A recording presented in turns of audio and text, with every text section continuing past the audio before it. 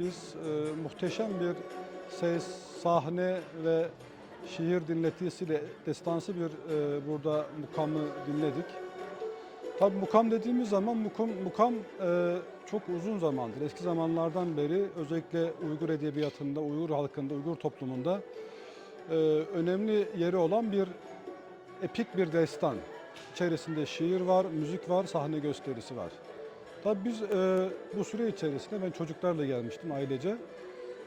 Yeterince yani fazlasıyla burada şey yaptık. Muhteşem bir sahneye şahit olduk. Eğlendik ve mutlu olduk bizi burada davet ettiğiniz için.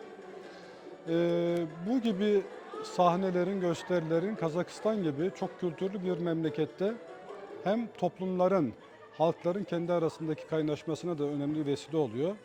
Tabii Azerbaycanlıların da mukamı var biliyorsunuz. Özbeklerin şaş makamı var. Yine Türklerde şarkı, Türk sanat müziği var biliyorsunuz. Bütün bunların tamamı aynı kökten, aynı tarihten, aynı kültürden gelen geçmiş kültürel değerlerimiz. Tabii bunların tamamı biliyorsunuz UNESCO'da da kaydedilmiş ve tescillenmiş durumda. Ben tekrar bu dinletiye, bu destansı sahne gösterisine burada şahit olduğum için herkese teşekkür ediyorum. Özellikle bütün bu icrayı gerçekleştiren sanatçılarımıza da canı gönülden teşekkürlerimi arz ediyorum.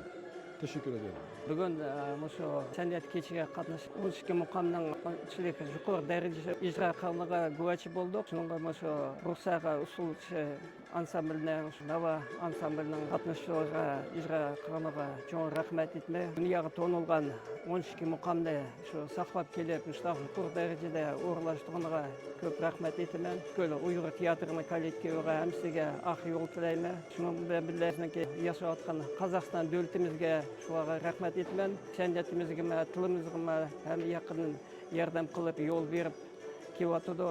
Allah razı olsun. Şu devletimiz çoğun bulup tekmamıştık. İttifak yaşaşka Allah nasip olsun. Rahmet. Hazır mukamga katlaştık. Uşal bulduk. Mukam Uygurların dünya kültür mirasına töhfe katkan önemli icadiyeti, mühim bir icadiyeti de oylayımız. 12 mukam 15. asırda Aman-Nisa Han tarafından redleşip tüzülgen Uygurların sanatı, icadiyeti hakkında önemli bir kültür mirası dep hesaplanıyordu. Uygur hayatı, Uygur nahşileri, Uygur destanları 12 mukam işi de var. Başlangıçta 12 mukam 17 mukam olarak başlandı. Yalnız keyinki devirlerde 12 mukam bulup esaska ige oldu. 12 mukam Uygurlarının önemli bir icadiyeti dep oylayımız.